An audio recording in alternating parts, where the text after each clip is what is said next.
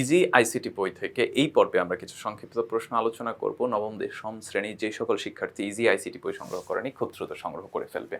আচ্ছা, আমরা প্রথম প্রশ্নটা দেখি। প্রথম প্রশ্নে আমাদেরকে বলা হলো, সিস্টেম অত্যন্ত গরম হয়ে অস্বাভাবিকভাবে বন্ধ হয়ে গেলে করণীয় কি? মানে কম্পিউটার নিজে নিজে বন্ধ হয়ে গেলে, গরম হয়ে বন্ধ হয়ে গেলে করণীয় কি? এক্ষেত্রে হচ্ছে কেসিংটি খুলে ফেলতে হবে, মাদারবোর্ড থেকে সতর্কতার সাথে প্রসেসর ফ্যানটি সরাতে হবে, কিন্তু প্রসেসর সরানো যাবে না। হিট সিঙ্ক এবং ফ্যানটিকে ভালোভাবে পরিষ্কার করে পুনরায় ইনস্টল করতে হবে, অতঃপর ক্যাবিনেটটি বন্ধ করে কম্পিউটারটি চালু করতে হবে। এরপর যদি সমাধান না হয় তবে স্থানীয় কোনো সার্ভিস সেন্টারে নিয়ে অভিজ্ঞ কাউকে দেখাতে হবে। মানে বিষয়টা হচ্ছে, মূল জায়গাটা হচ্ছে ফ্যানে যে কম্পিউটারে যে বাতাস সাপ্লাইটা যাচ্ছে ফ্যানের মাধ্যমে, যে বাতাসটা দিয়ে মানে কুলিং ফ্যানের মাধ্যমে যেটা দিয়ে আমি কম্পিউটারকে ঠান্ডা রাখার চেষ্টা করতেছি, সেইটাতে কোনো সমস্যা আছে কিনা সেটা খুলে বের করে মুছে টুছে তারপরে আবার লাগিয়ে দেখতে হবে। এবং এই ছাড়া হচ্ছে যে আমার কি করা উচিত, যে কেসিংটি খুলে ফেলতে হবে যাতে হচ্ছে অতিরিক্ত মানে বাতাস ফ্লোর মাধ্যমে হচ্ছে এটা স্বাভাবিকতই ঠান্ডা থাকে। তো এইভাবে যদি করে সমাধান হয় তাহলে তো হয়ে গেল, না হলে হচ্ছে যে কি করতে হবে, সার্ভিস সেন্টারে চলে যেতে হবে।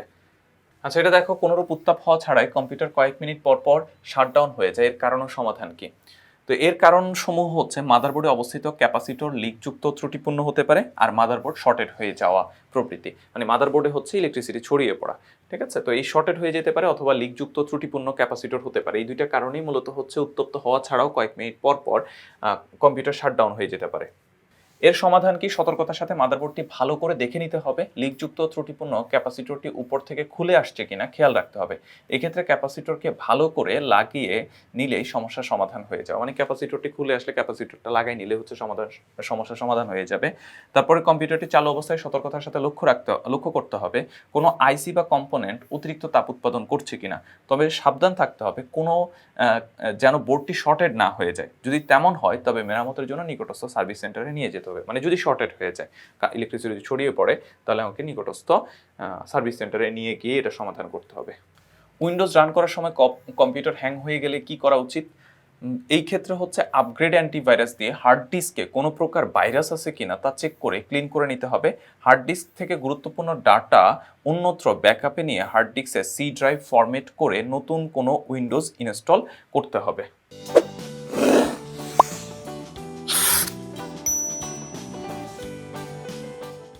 কম্পিউটারে পাওয়ার অন করলে ডিসপ্লে আসার পর হ্যাং হয়ে যায়, এই ব্যাপারে করণীয় কি? এক্ষেত্রে প্রথম যেটা করতে পারি, প্রথমে কম্পিউটারে পাওয়ার অফ করতে হবে, এরপর কেসিংয়ের এক পাশে খুলে হার্ড ডিস্ক, সিডি রম কিংবা ডিভিডি এর সাথে সংযুক্ত ডাটা কেবল এবং পাওয়ার কেবল সমূহ সাবধানে খুলে ফেলতে হবে এবং এগুলো পর্যায়ক্রমে স্ব স্থানে যথাযথভাবে সংযোগ দিয়ে পুনরায় কম্পিউটার চালু করতে দেখতে হবে যদি সমস্যা থেকে যায় তবে। মানে প্রথম কাজ কি? প্রথম কাজ হচ্ছে কম্পিউটারে পাওয়ার অফ করতে হবে, তারপর কেসিংয়ের এক পাশে খুলে হার্ড ডিস্ক, সিডি রম কিংবা ডিভিডি এর সাথে সংযুক্ত ডাটা কেবল এবং পাওয়ার কেবল সমূহ সাবধানে খুলে ফেলতে হবে এবং এগুলো হচ্ছে আবার পুনরায় একটু পরেই সেখানে আবার স্থাপন করে দেখতে হবে যে ঠিক হয়েছে কিনা। যদি এই ক্ষেত্রে ঠিক না হয় তাহলে আমাদেরকে হচ্ছে দ্বিতীয় ধাপে যেতে হবে। দ্বিতীয় ধাপে আমরা যেটা করতে পারি সেটা হলো মাদারবোর্ড থেকে র্যাম, প্রসেসর, পাওয়ার সাপ্লাই প্রত্যেকটি আলাদাভাবে পরীক্ষা করে দেখতে হবে কোনো প্রকার ত্রুটি আছে কিনা। এরপর যদি এই সমস্যা থেকে যায় তাহলে তৃতীয় ধাপ। তাহলে প্রথম হচ্ছে নর্মালি টেবলগুলো খুলে আমাদেরকে দেখতে হবে। সেকেন্ড ধাপে হচ্ছে আমরা র্যাম, প্রসেসর, পাওয়ার সাপ্লাই প্রভৃতি আলাদাভাবে পরীক্ষা করে দেখতে হবে যে কোনো রকম সমস্যা দেখা দিয়েছে কিনা। আর থার্ড ধাপে যদি এই দুইটা তো সমাধান না হয় তাহলে তৃতীয় ধাপে যেটা করতে হবে, অন্য একটা ভালো কম্পিউটার থেকে প্রসেসর, র্যাম, হার্ড ডিস্ক এবং অন্যান্য আনুষঙ্গিক যন্ত্রপাতি এই মাদারবোর্ডে ব্যবহার করে পরীক্ষা দেখতে হবে মাদারবোর্ডটি ঠিক আছে কিনা। যদি ঠিক না থাকে তাহলে মাদারবোর্ড বদলিয়ে ফেলতে হবে, কাজটি সার্ভিস সেন্টারে নিয়ে অভিজ্ঞ কাউকে দিয়ে করাতে হবে। মানে আমার যদি এই যে কি বলে র্যাম, প্রসেসর, পাওয়ার সাপ্লাই এইগুলাতে যদি সমস্যা হয় তাহলে অন্য একটা জায়গা থেকে এনে লাগাই দিলেই তো সমস্যার সমাধান হয়ে যাবে। এগুলো লাগানোর পরও যদি সমাধান না হয় তাহলে বুঝতে হবে মাদারবোর্ড গন হইলে আর কি করতে হবে, মাদারবোর্ডই পাল্টাইতে হবে। কম্পিউটার ঘন ঘন হ্যাং হয়ে যায় বা রিস্টার্ট হয়ে যায়, এই সমস্যার সম্ভাব্য সমাধান কি হতে পারে? কম্পিউটার সিপিইউর উপর সংযুক্ত কুলিং ফ্যানটি না ঘুরলে কিংবা ঘুরলেও পর্যাপ্ত ঠান্ডা করতে না পারলে এই ধরনের সমস্যা হতে পারে। সেক্ষেত্রে কম্পিউটার পাওয়ার অফ করে কেসিং খুলে কুলিং ফ্যানটি ভালোভাবে চেক করে প্রয়োজনে নতুন কুলিং ফ্যান স্থাপন করে নিতে হবে। এছাড়াও কম্পিউটার চলাকালীন সময় সিপিইউর পিছনে অবস্থিত কেসিংয়ের ফ্যানটি ঘুরে কিনা তা চেক করতে হবে। মানে মূল বিষয়টা হচ্ছে কম্পিউটারে বাতাস সাপ্লাইটা ঠিকভাবে কাজ করতেছে কিনা সেটা দেখতে হবে। আর কম্পিউটারে ভাইরাস থাকলেও এই ধরনের সমস্যা হতে পারে, তাই আপগ্রেড অ্যান্টিভাইরাস ডিভাইস দ্বারা কম্পিউটারের হার্ড ডিস্ক ড্রাইভের প্রতিটি ড্রাইভ ক্লিন করে নিতে হবে।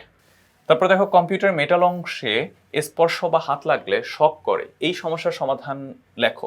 কম্পিউটার গায়ে তথা মেটাল অংশে স্পর্শ করলে যদি শক করে তাহলে বুঝতে হবে কম্পিউটারটি আর্থিং করা নেই। সেক্ষেত্রে একজন দক্ষ ইলেকট্রিশিয়ান দ্বারা যথাযথভাবে আর্থিং করিয়ে নিতে হবে। মানে আমরা বলি না যে ভূ সংযোগ, আর্থিং যদি করা না থাকে তাহলে এই প্রবলেমটা হয়, তাহলে আমাদেরকে কোনো একজন এক্সপার্টিসের সাহায্যে কম্পিউটারকে আর্থিং করে নিতে হবে। এরপর হচ্ছে মাদারবোর্ড সংযুক্ত সিএমওএস ব্যাটারি কার্যক্ষমতা হারালে কি ঘটে। মাদারবোর্ডে সংযুক্ত সিএমওএস ব্যাটারিটি কার্যক্ষমতা হারালে কম্পিউটারের তারিখ ও সময় ঠিক থাকে না। এছাড়াও বায়োসের কোনো অপশন পরিবর্তন করলে তা সেভ হয় না।